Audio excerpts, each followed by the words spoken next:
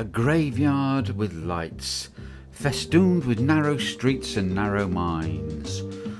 Thus quoth Doug the Thug Betts, a notorious local alcoholic and criminal. Thornbury, renowned for its glorious market town high street, now utterly decimated by the inane council currently at its helm. But for the real history of Thornbury, look no further than this, episode 3 of Tall Tales. Or you could visit the museum, where you may find evidence of the world champion snake juggler and welterweight boxing champion Cornelius Bungholio, who literally killed 3 of his opponents in the ring, later to be charged with loading his gloves with pine cones, spring onions and snake venom, as reported at the time by Pruitt's, the local press and hat manufacturer.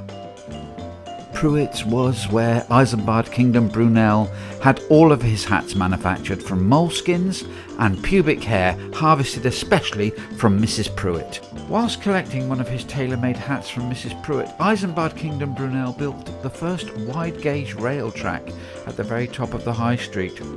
This also had a profound effect on the town and the surrounding areas, as ne'er-do-well immigrants swamped the area from as far away as Ontario in Canada.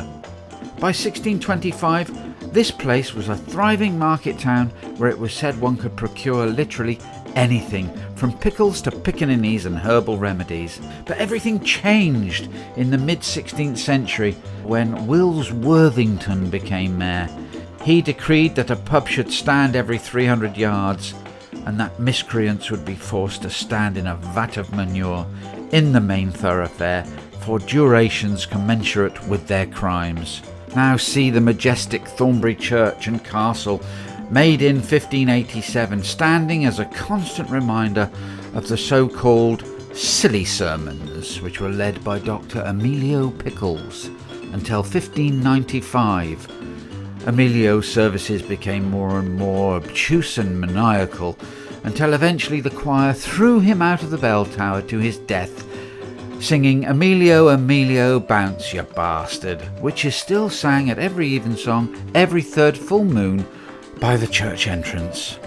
Thornbury was indeed a royal destination where various kings and queens stayed in the castle, whilst en route to and from the Sharpness docks, where they enjoyed mud skin treatments, which cured ailments such as pox, dengue fever and leprosy amongst others. They would stay for up to a week in Sharpness in what was the Dockers Club and is now a retirement home for the criminally insane. Since Brunel's wide-gauge train track had been installed, numerous immigrants had arrived from far-flung places such as Duckhole, Elberton, some from as far away as Yate. One such immigrant, a Mr. Joshua Pratt, installed the first arc lighting at his own expense outside the Nell Gwyn Cafe. Within weeks, however, a council planning officer named Dick Huntington had the lights removed and advocated the removal of the railway Brunel had built. He had mentally deficient ideas to pedestrianise the wonderful high street and to close Hawkins Yard, who were the only source of coffins for the area. Huntington was duly diagnosed with being completely mental after advocating such plans, and was summarily electrocuted outside a small tobacconist called Pool's atop the high street by a bus stop. He was plugged in, as it were, to the very electric feeds that he had demanded the removal of. Huntington paid the price for such stupid suggestions, reported Pruitt's Gazette.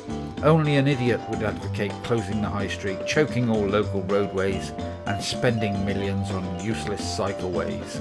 The Gazette was right, of course, but to this day, uneducated, financially incompetent, and stupid councillors give permission for just such lunacy. That was Tall Tales number 3. For the town of Thornbury. Do like and subscribe to my channel.